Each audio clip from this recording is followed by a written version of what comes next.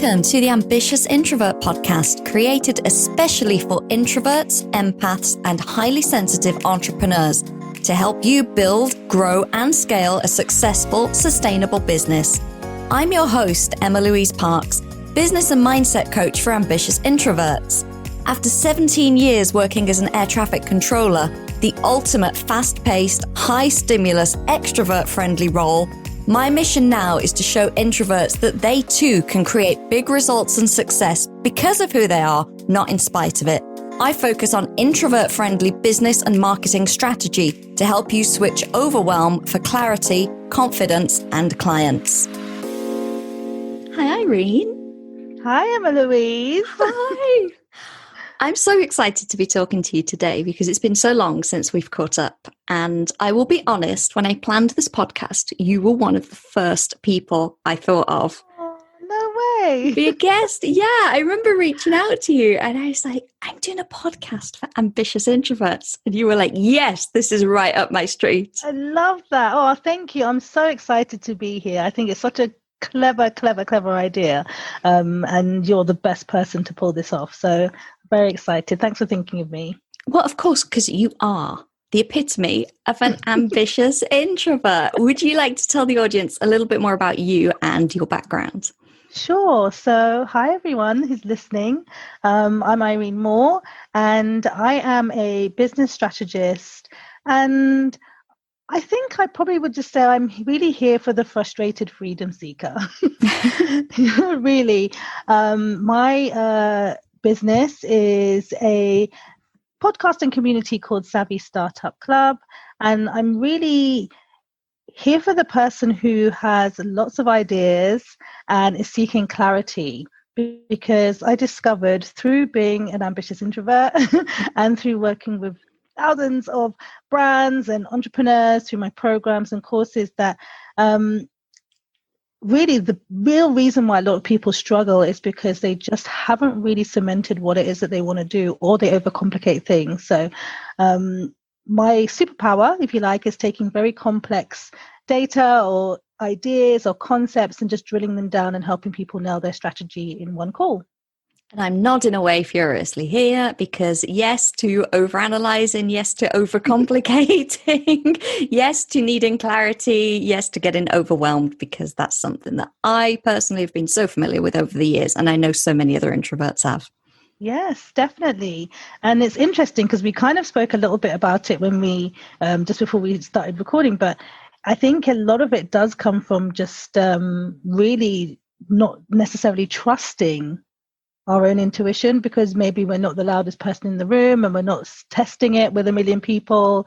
And I think that's where a lot of the confusion comes in. But, you know, I love nothing more than just helping really iron out what it is that truly your soul is searching to do, and how can you turn that into something that's going to be able to be monetized and turn into an actual business. And introverts so often do have that intuition, that just that feeling, or that no, like they may not give it a name or understand where it's coming from, but physically, energetically, just have that feeling about something. I need to do this. And then I think where we get stuck is we've got this need to research and, Yes. and overthink things and internalize. And then it's like, oh, okay, I need to research. And then, of course, you come across marketing telling you, hey, you have to buy this course and do it this way. You have to follow this 5-step formula. And then we get taken away from that very essence of, you know, where we feel like our path is. 100% true. I think that it's almost like a double-edged sword, right? Because one of the beautiful things I think, and I've become really present to when I started embracing being introverted, is that we actually have a really powerful sense of self if we would only trust it a little bit more. You know, sometimes, and I actually think this is a gift for introverts. I think sometimes we already know, and I think everybody already knows where it is that they want to take the direction of their business or the direction of their life. But somehow we need that external validation, which is when you fall into the research rabbit hole, right? Yeah. And then you get lost in it and can be swayed. And I think one of the most powerful things that I see definitely that I've tapped into a lot more is like knowing that actually your business will not look like everyone else's business. It may not, and that's okay. And so I really think that it's a double-edged sword, because we are open to learning, but at the same time, it's knowing, okay, which part of this is me knowing that I'm tapping into my intuition and I'm listening to really what my soul is asking for, and which part of this is me being swayed in a different direction. And that is so important. And I know when I began working with my current coach, one of the reasons I was drawn to her is she markets a lot about build a business that you love, and that looks different for everyone. And I looked through her clients, and they weren't all offering, the same 3 packages or the same price band or running retreats or whatever. They were all completely different. And when I spoke to her on the sales call, I said, I know what the business is that I want. I don't need someone to tell me every week, do A, B, C, D, and E. Like, I know what I want, but I need the support to get there. And if if I want to ask, but I don't need to be given a rigid structure and told, because I know what I like. I'm pretty confident and I know what I want. And she's like, yeah, 100%. I love that. It's so true, isn't it? And I think I definitely noticed that when we do, because as I said, my focus really is on helping you know your strategy in one phone call. And I think that's really, really powerful, because if people know what they want, there's no point following a process that actually is complete opposite to how they like to show up. When I'm working with a client, the primary aim is to find out what is the way of marketing that is authentic to you, because I've done it. I've tried to show up as, people that I admire, or maybe a coach that I'm working with at that time, but it's not authentic to me. So it's never going to work in the way that you want it to work. And I think that's a really powerful lesson for anyone, is really to think about, how can I, because we can all do the videos, we can all do anything that we want to do, but how can you do it in a way that really works for you? Because you're more likely to keep doing it, and you're more likely to be successful and enjoy it. I also think that when you show up as yourself, be that on video, on a podcast, on Reels, on, Facebook Lives, whatever it is, when someone sees you being you, that's who they connect with. And the last thing that I would want is for a potential client to see me and then get on a call with me and go, oh, she's completely different. I want them to feel like they already know me. Yeah. Yeah, 100%. And you know what? It just makes the whole sales process feel completely different as well, because I love nothing more than when someone gets on a call, because like you, I give a lot of free content. I love to, add as much value as I can.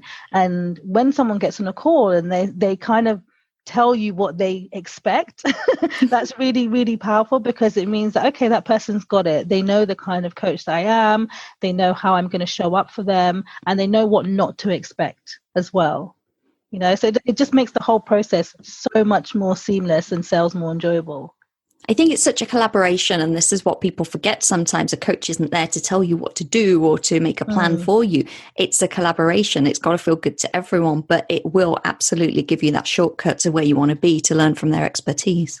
Yes, definitely. It's almost, I always like to think like it's a container, right? Your coach is going to give you a container to mix things up, but it's your words. When I see a testimonial and it says it all felt like it came from me, or it's all my words, then I know that, okay, I've done a decent job today, because that's actually, it's not meant to come from me. It's meant to be holding that space for you in the way that you do with your clients, Emma-Louise, is like you hold that space for them to manifest the kind of life that they want and the kind of business that they want. And for me, that's been the most kind of powerful coaching I've ever received, for sure. And that's definitely how I like to show up for my clients. It's getting that clarity. It's almost, I feel like it's pulling it out of their head. It's all in there. But our job there is to extract it and put it down and then reflect it back to them. And they go, yes, that's exactly what I want, because it all comes from them. Absolutely. So tell us a little bit about the clients that you work with. What type of people are they? So I tend to get a really good mix, because I get, my background is in marketing, and I've worked with a lot of, as I mentioned before, like global brands, a lot of product-based. So I get a lot of product-based business owners who have got incredible products, who have got incredible offerings, and then they put it out there, they open up their online shop, and then it's cricket.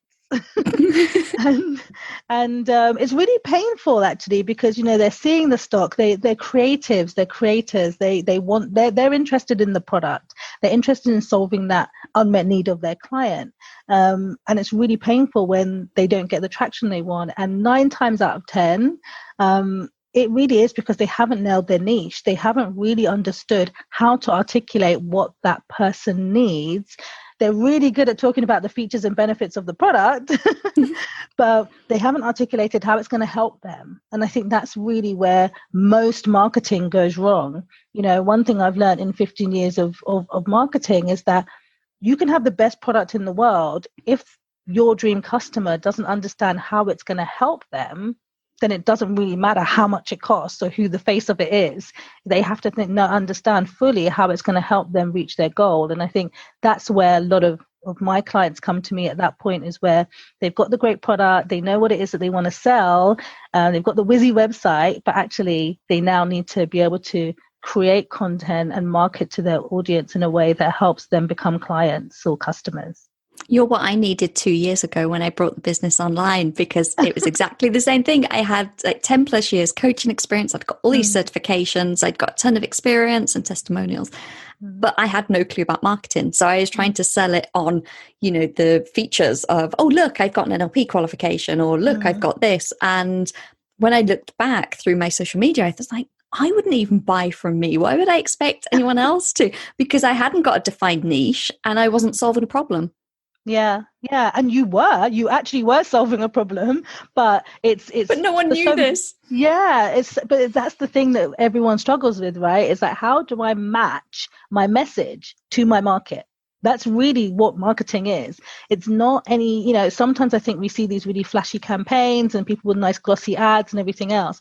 But, for the longest time, I purely used content. We were talking about this before. I've used YouTube because I'm literally only talking about the issues that my customers have. I don't talk about anything else, because if they can't see how I can help them, I'm not marketing. I'm just talking about myself. So it's an issue that I think so many, whether you're service-based, whether you're product-based, so many people have. And once they nail that, you see such a speedy change in the way that they approach their products and services. My business, transformed when I niched. Yeah.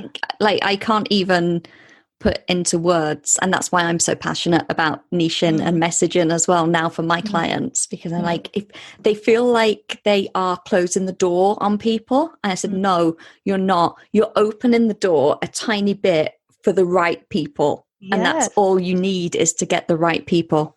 100%. Do you know what? To build on that as well, do you know what's really magical? Because so many people say to me, well, especially coaches and consultants, and I get it, because, they're heart-centered and they want to help as many people as possible. So many people say they don't want to, what about all the other people that need help? And they don't want to leave, opportunities on the table. But the craziest thing that happens when you niche is that, first of all, just know that it's not a life sentence. You don't have to work with them forever. But what happens when you niche is that you will attract more of the right person. Remember, sales and marketing is about attracting more of your ideal clients, not less. So, Emma-Louise and myself, we're not going to tell you anything that's going to bring you less clients. That's not what we're here for. That's not what we're here for, right? So we want you to attract more of your ideal clients. But the even craziest thing that happens is that once you start to get results, all kinds of people start coming to you, because all people really care about is the results you're getting for your clients. So once you start to get those results, once you've niched down, you're seeing that you're attracting more of that person, you're getting those, you become more confident because you are getting that result, quickly, and you're seeing them get the results. They're sharing about it. They're feeling confident. But then other people start to see it and think, actually, what would it be like to work with Emma-Louise? What would it be like to work with Irene and finally nail that? So it's really powerful when you nail your niche. It's really not restrictive as people think.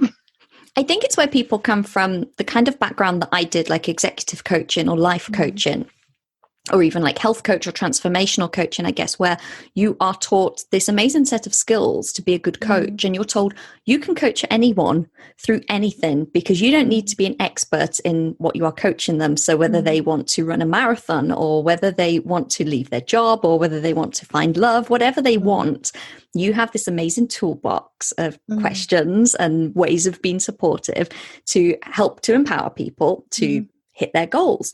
And then, of course, you come online and people go, oh, no, you can't help everyone. You have to niche.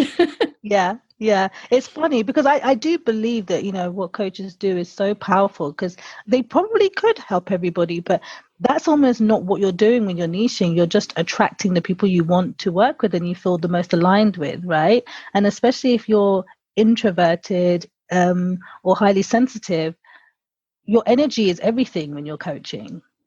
And I've learned the really hard way, about attracting the kind of clients that I need is actually so crucial for me, because I'm feeding a lot of, we're feeding off each other's energy. Yeah. And so that's the other benefit to really buttoning down is knowing the kind of people you want to bring into your world, into your network. Something that I was told about messaging fairly recently, which really stuck with me, is if you are not bored of yourself saying what you are saying, then you're not saying it often enough. Yes. Back to this thing about, not everyone sees every piece of content that you put out, and you feel like, maybe you're launching something.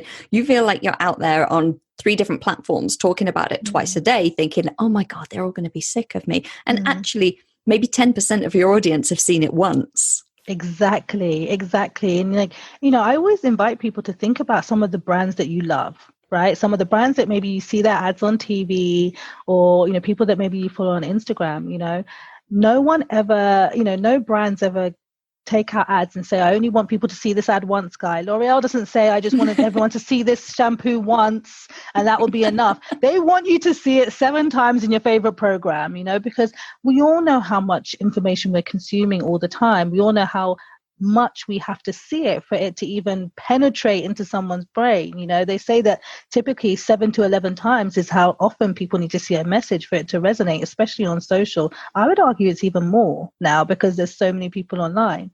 But it's also knowing that, exactly to Emma-Louise's point, that the people that I see do really, really well, both global brands and independent, solopreneurs, are the people that basically say the same thing in multiple ways.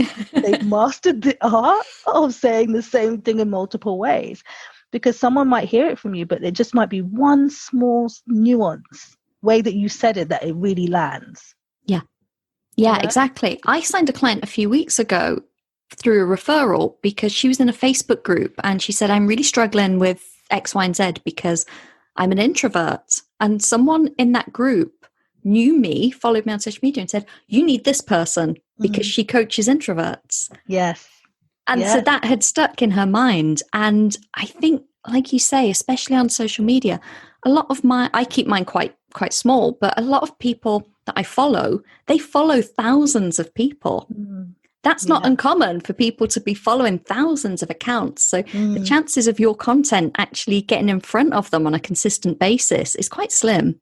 Absolutely. And for them to have really, you landed that message. And so, I totally agree with you. I think there is a worry, especially if you're not, like, as I said, like you're not the loudest person in the room, or you talking about your services or products or your results, we find it very comfortable, is a worry that some people think, oh, I don't want to keep talking about this. I don't want to keep highlighting the point. But in the space that we're in, this online space, you kind of have to. I know something that honestly I struggled with for the longest time was sharing my clients' results, because I felt a little bit like, well, it's their results. Coaching is a collaboration and you can't take all of the credit for it. And I almost felt it was taking something away from them, or it was a little bit icky for me to say, hey, look what my client's just done. But then I realized I need to do this so people can see what's possible for them if they work with me as well. Yes. And I'm so glad you brought this up, actually, because I'm going to tell you a slightly embarrassing story, which is around this. So one of the things that my coach invited me to do, one of the first things that my coach invited me to do was to go off and basically pull out all my testimonials. And the first thing I said to her was like, oh, do you know what? I don't think I've got that many, but I'll have a look and I'll see what I can do. And I let this task sit on my to-do list, I'm not joking, for about 4 weeks in the belief that, you know what, it is what it is. When I finally sat down to do this task, my VA and I uncovered 60 testimonials. And the reason why this is so crazy is because there was something in me that I had almost switched off from seeing them. Like I'd receive them say thank you, but I didn't even read them, so straight after session, oh, thank you so much, and then I'd move on. And I think this is something that sometimes, and I hear this with introverts quite a lot, it's almost like because we don't, as you rightly said, see it as our win, it almost feels like, okay, brilliant, you've got the result you wanted and I'm grateful for that, next. Yeah, it's not about us, it's about the client. Yeah, but there is something so powerful in celebrating their story, because like you, Emma-Louise, I was always a bit like, this feels a little bit strange, me celebrating or sharing someone else's win. But something that I've really enjoyed doing is actually just celebrating their story before they even came to me, and sharing it that way, because I think it is really powerful to give people that story for them to see themselves in it. Yeah, and that's the way I've looked at it now, is I have to share more of myself and I have to share more of what my clients have achieved, because one person could just need to read that to go, if they can do that, I can do that. Yeah, definitely. But it's a tough one. That's been one of my biggest challenges, I think. And it's one that I have to consciously make an effort to do. So before we wrap up, I would love to ask you, Irene, I know that your business does phenomenally well from your YouTube channel. Mm-hmm. And as an introvert, I'm wondering, how did it come about that you decided to market via video? And was it ever uncomfortable for you? Okay, yes is the answer. The short answer is yes. But it was actually really interesting how it came about, because I realized that there were just certain things I wasn't prepared to do in my business. It came about through that. And so what I mean by that is that there were certain things, and there's nothing wrong with it, but they just didn't feel comfortable for me. And it was things like, direct messaging people constantly, trying to build rapport with complete strangers. I found it very uncomfortable, and some people do it brilliantly. My coach is amazing at that, and some of my clients are incredible at that. But there was just some things that I just didn't feel comfortable doing, because I think part of my introvertedness is that I need people to kind of meet me halfway. I need to feel like there's an interest, or that they believe on some level that I can help them, right? And so I started really thinking, okay, how can I make this work? At the same time, COVID times, I did a lot of, panels. I've always been comfortable teaching behind a PowerPoint, teaching, marketing. And so panels were something that kind of fell into my lap quite quickly, because I'd done so much teaching before. And then I really started to think, okay, how can I do this in a way that makes it feel like I still get the same connection as if I was doing public speaking, but without having to do public speaking, which is very, very powerful for your business. But, everyone has to find ways that feel comfortable for them. And then when I looked to YouTube and I thought, oh, great, I can teach and tell people about my services, that was when everything changed. And also I could control like the pain, if that makes sense. So I could film 12 videos in one day. And even though that was a very long day, the realization that I could film 12 videos in one day and have all my content for a whole 3 months, a whole quarter done, I was sold. I was like, okay, I need to try this, because it means that I don't have to constantly be posting on social. I don't have to constantly be, hustling in DMs. And it changed everything really in my business. So it was that marrying, knowing that there's going to be a level of pain in terms of having to get on camera and do all of that kind of stuff, but also knowing that actually with every single video, I'm adding value. With every single video, someone's going to learn something, and I can get it all done in one day. I think there's so many great takeaways from that for introverts listening. The first is batching your content, because I batch a month's worth of podcast in a day, because I get the right energy and then I know that it's done. And protecting that energy is so, so important. And like you said about that meeting, someone meeting you halfway, I feel exactly the same. I don't like to cold DM go into people and try to strike up a relationship if they're not already interested in what I'm offering. Because I think that's quite an extroverted masculine energy. And it's great for those people that it works for. But I find it really depleting. Me too. And it's that thing of, I am definitely confident. You are definitely confident, right?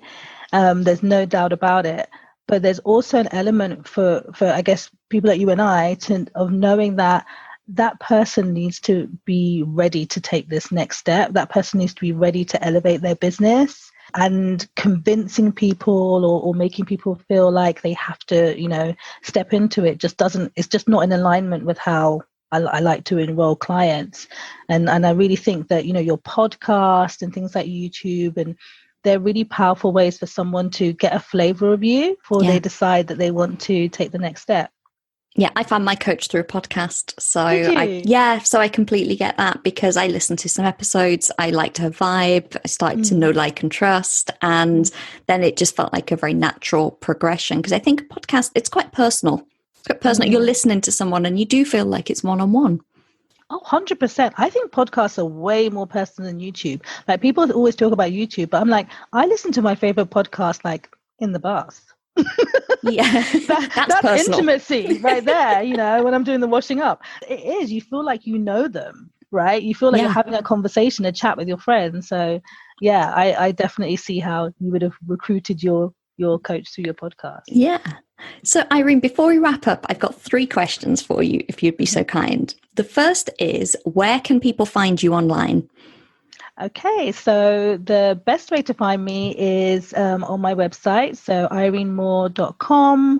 If you want to find out a little bit more about how I help businesses nail their strategy in just one call, there's a tab on there called Let's Handle Business. And you can find out more about that then. I'm on Instagram at IreneMoore_. And if you just type in Irene Moore in YouTube, I should pop up as well. Lovely. And I'll pop all of that in the show notes. Now, if you were to speak one-to-one with one of my gorgeous listeners today, and they're an ambitious introvert just like us, looking to start or scale an online business, which book would you recommend for them to help their growth? Oh, it's a business book, but it's also not. It's actually a book about purpose, and it's a great book. It's called Love It or Leave It: How to Be Happy at Work. It's by Samantha Clark, and she is a happiness consultant. So the reason why I recommend this book is because, when you're starting a business, this is really an opportunity for you to really start something that feels very aligned with who you are authentically. And it's not nuts and bolts how to set up your business, but it will ask some really, really powerful questions about your purpose and why, and your intention behind the business you're building. It sounds fabulous. I have not read it. It's now on my list, and I'm going to pop that in the show notes. Irene, I have loved talking to you. So my third question is, would you come back and do another episode with me sometime? Absolutely. I love speaking with you. So thank you so much for inviting me, and I'd be more than happy to come back anytime. Thank you, Irene. Take care. Thanks. Thank you for listening to this episode of the Ambitious Introvert Podcast with me, Emma-Louise Parks. If you enjoy this show, please subscribe, rate, and leave a review on iTunes. As a thank you, one lucky reviewer each month will win a 60-minute one-on-one coaching session with me, where you'll get the clarity and confidence to attract your ideal clients. And if you know someone who could benefit from listening to the show, then please do share and help me reach as many fellow ambitious introverts as possible.